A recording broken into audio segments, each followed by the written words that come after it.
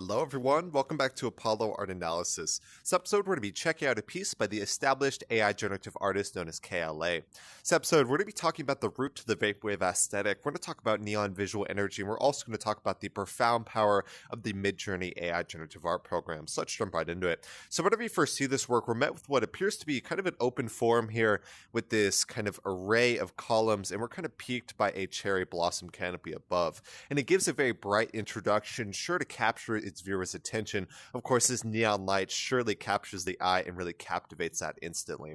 And so there's no doubt that the element of light really drives the visual experience at hand here. And so you'll see that just that intensity of light, whether it's the kind of neon overlay of some of those frames to the reflection kind of descending region of the composition. All of this gives us a really nice sense of energy here. Surely awakens the viewer, captures our attention, like I said, captivates it with absolute ease. And so in the realm of color, we see kind of two main foundations here. Of course, it's going to be that pinkish purple and then that kind of lighter blue there. So those are the two main foundations, and there is quite a bit of variant in kind of degrees of light here. Of course, you see kind of darker regions in the back region, but you also see lighter regions as well. So all very important, and it is kind of a classic color palette that we see, whether it's the retro 80s or the Vaporwave aesthetic as a whole. We certainly see that kind of neon blue purple, blue pink aesthetic for sure.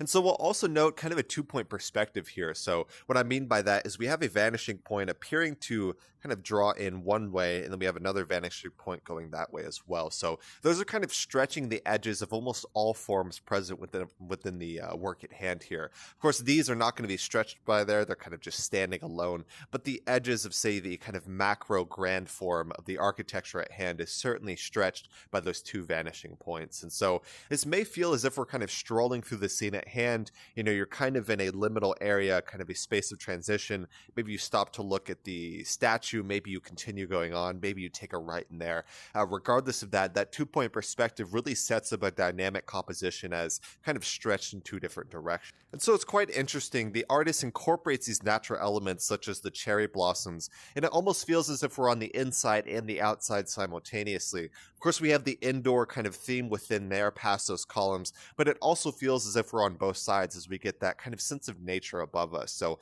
very important, and cherry blossoms themselves, they're a really timeless symbol of, say, the fleeting nature of life as well as beauty. So all very important, and we certainly see that in the ascending region of the spatial composition. So I wanted to also call your guys' attention to all these columns within the spatial composition. And in my original kind of text that I wrote, I called these kind of hybridized ionic Doric columns, and I'm going to show you guys what I mean by that. So forget the Corinthian, we're just going to reference the Doric and Ionic on the left here. And so say we look at this one, for example, probably the clearest that we can see. So you'll notice it is not a flat base, there is a base there. So instantly it's not Doric, but it's not necessarily Ionic either. You know, we see only one layer to the base at hand, and then at the top it's not Ionic in the way that it curves, but it is kind of Doric in that aspect. So that's what I call hybridized Doric-ionic columns, and that's kind of what I noted there. So very important. Columns do give that sense of kind of support, so we certainly see that within the work at hand. And then we also call the attention to, say, the statue. So it also offers this sense of visual rhythm, kind of harmonious visual rhythm. They are pretty much evenly spaced, maybe a little bit deviation. That visual rhythm is quite harmonious, and it certainly draws the eye to, say, the end of the canvas resting on the statue there. All very important whenever the work at hand. And so you see some kind of Greek influences, and that's quite common with the Vaporwave aesthetic. The Vaporwave aesthetic often incorporates neon lights, Greek influences, and kind of old, retro 1980s or 90s type of themes. So we certainly see that for sure, whether it's the column, the neon, and then the statue as well. And so there is this sense of luxury within the work at hand. If you see the columns and statues were made of marble, and so if you commission a piece of marble like that, whether it's a column or a statue, that shows a sense of luxury, a sense of wealth, because it's not an easy thing to do, right?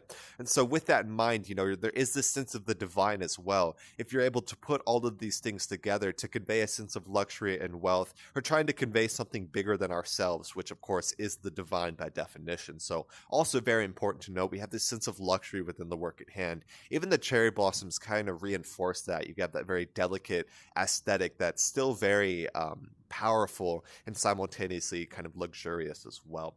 And so this does feel very sacred within the work at hand. We talked about these divine themes. We talked about the cherry blossoms, which are often incorporated, say, with some temples in Asia. So we get a bit of divine themes and a bit of sacred themes as well. And we also see what's called a simulacra. So a simulation is to simulate something that has already existed, and a simulacra is to create something which has never existed. So this scene, for example, it's hard to say exactly if this exact place has existed, although I would put my bet on probably not. The AI generative art program creates this interpretation that's just absolutely stunning. So with that in mind, it is a simulacra of something that has not existed before, creating like a new and a novel experience. And so I actually have the original prompt here. I was able to get that from the artist. So we see a floral shop in Vaporwave style, pink, mint, and teal color scheme, pillars and Roman statues, cherry blossoms and palm leaves, cinematic neon lighting. So we certainly see that cinematic neon lighting, the cherry blossoms, the Roman statues, the pillars, all these different color schemes, the pink, the mint, and the teal. Just an amazing work, and it's always important to note that kind of original prompt if you guys want to take some inspiration from that. So amazing work, and the artist is always doing some good stuff with those prompts. And so we also talked a little bit about that Vaporwave aesthetic, right? Those neon lights, those Greek influences, all very important. And we normally see some bits of the early internet as well. We don't necessarily here, but we certainly get that retro aesthetic regardless. So Vaporwave aesthetic, very important, and we certainly see that within the work at hand. And so this is an AI generative art piece, so it was created with some type of AI program.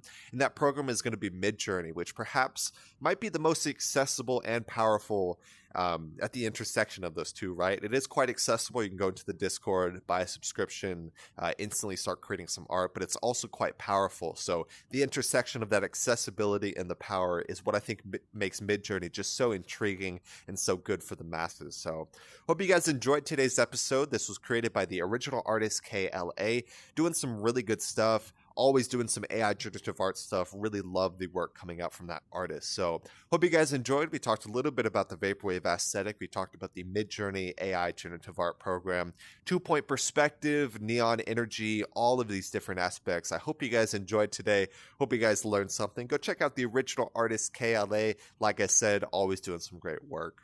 Hope you guys enjoyed. Hope you guys learned something. My name is Apollo. This was Apollo Art Analysis, and I'll see y'all on the next episode. We hope you enjoyed today's episode. If you'd like to support our work directly, please check out our Apollo community tokens. Apollo Art Exchange is an ecosystem of art appreciation which elevates artists each and every day. Thanks for listening.